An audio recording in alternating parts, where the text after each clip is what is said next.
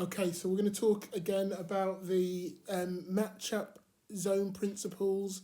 I've sent a written document as well, so I've clearly tried to write out what the key principles are, what makes it different from a traditional zone, as well as what makes it similar to a zone. So although there is a learning curve with the matchup, actually you'll find that most of the principles are either related to the way that you've played zone before, or they include man-to-man principles that you'll be really familiar with.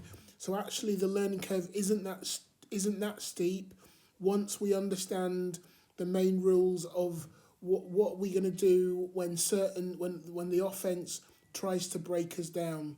So the first thing a good offensive will try and do is they'll try and gap the zone. So you can see here we've set up in a 2-3. And actually, it doesn't matter. The matchup could start in a 3-2. It could be in a 2-3, or it could be in a 1-2-2. Coaches will make those decisions based on the opposition and our personnel and what we think, what that initial look is best for. But very quickly, we're going to make sure that we take things away from the offensive team. So here we're going to start in a 2-3. But you'll see almost immediately we're going to match up. All right, so we just happen in this example to have point guards with point guards, small forwards with small forwards, power forwards with power forwards, centers with centers, and shooting guards with shooting guards. But that's just luck. It could look slightly different. The one thing we will always try and do is if there is a clear dominant centre on the other team, we will try and match up our centre with their centre. So we'll have our biggest body on their biggest body. And then you just see us now, we're just running some actions here. And at this point, it just looks like a pretty traditional zone. We're trying to pack the floor.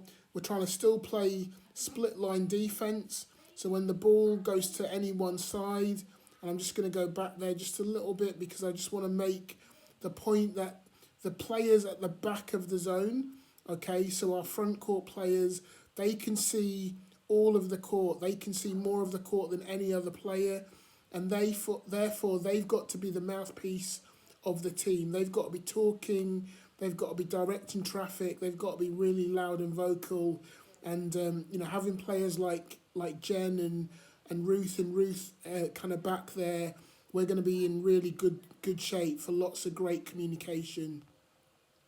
So the ball's being swung now, and you can see everyone's adjusting their position. You can see again we've got this split line defense down the middle. So we're packing the paint. We're making sure we're aware of what's on this side of the floor here. All right, so the weak side, we're always aware of what's going on the weak side, but we're making sure there are no easy driving lanes for the player that has the ball. Okay, so you can see there the offense are trying to find an opening, and again we've got the big at the back just trying to keep their eye on everything, constantly talking, letting these backcourt players know what's going on. Are there any cuts that they should be aware of? Are they setting screens? So, something that zones try and do sometimes is set flare screens on these players. And again, that's going to be the job of all of these players to keep talking and keep communicating.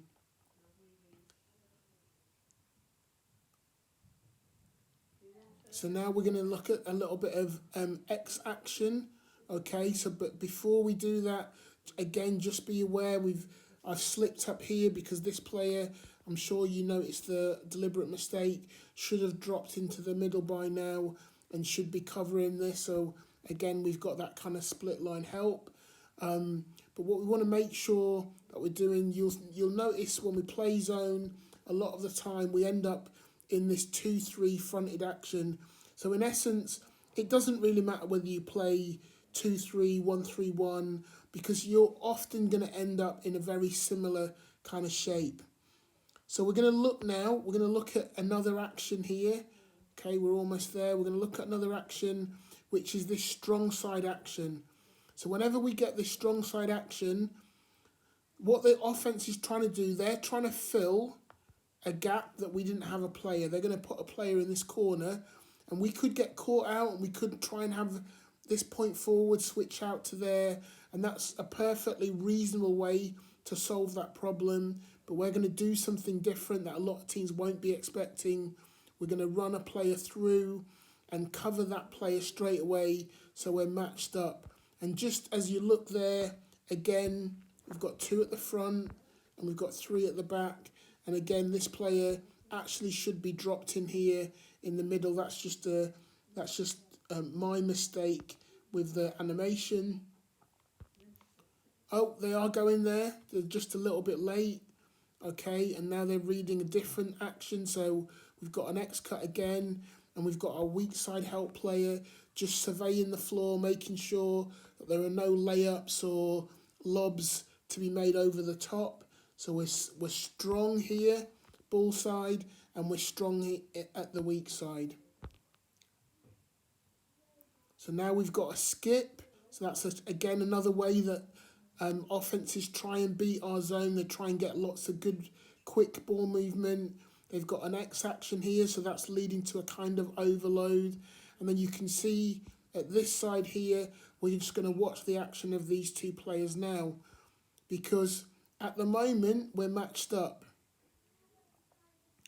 But quite quickly you can see there's been a little shallow cut action there, and there's no reason for us to follow those players through. I'm just going to go back and just show you that shallow cut again. So on this shallow cut action, you see the shooting guard is talking to the point guard, and there's no need for them to switch, so they just stay. All right?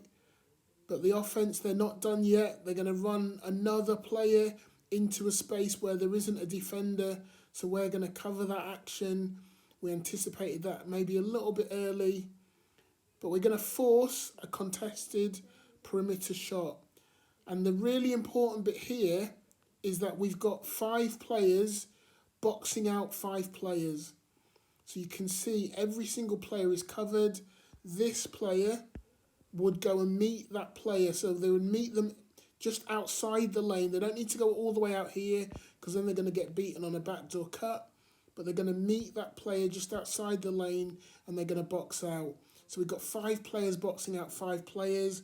Again, we're trying to nullify another traditional weakness of zone defenses, where people get lost. They're not sure who they should be marking. They're not sure who their assignment should be. And in this way, by matching up as much as possible, when that ball goes up, we're going to limit them to 1 shot and 1 shot alone. So we'll quickly go through all of that again. Okay, and I'm aware that doing it this way is not the same as being on the floor, and it will, for some of you, it will still raise some questions, and rightly so. And I will coach and I will try and answer as many of those questions as possible during next camp. So if you've got questions, I would watch it through a couple of times. I would reread the document that comes with this recording, and then see whether or not you can answer the questions yourself. You might find that once you've watched it a couple of times, you've got some thoughts on how things might work. But if you've really got burning questions and you haven't been able to answer them yourselves, or you haven't been able to answer them by talking to your teammates, then by all means we'll try and resolve all of those questions.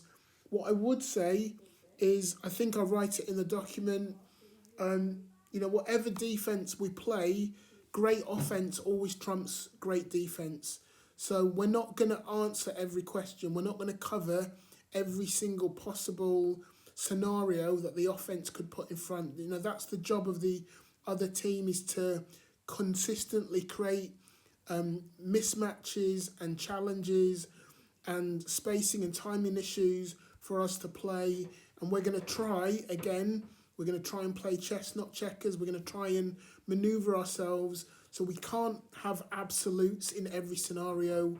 We've got to be flexible. We've got to be creative.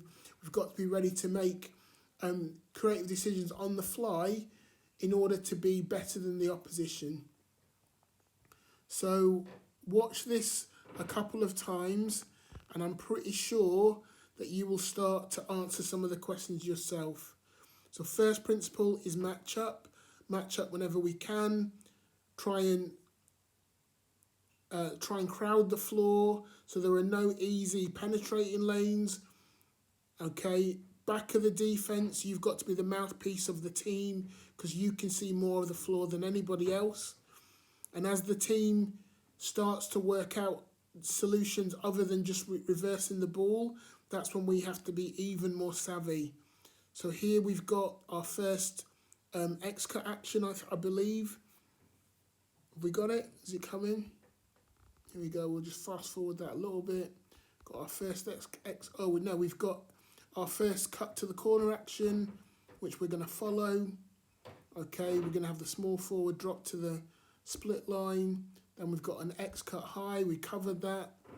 Okay, they cover back. We're matching up the big players with the big players as much as we can. Okay, we've got a little shallow cut action coming here, which we don't need to switch. We don't need to follow that shallow. It's away from the ball. It's not dangerous, or it's not as dangerous as some of these other cuts. We've got a strong side cut here, so we are going to follow that. Okay, so we follow cuts and we follow drives. They're the two main things where we will follow from perimeter to baseline through the key, and then we'll work out our rotations kind of behind the ball.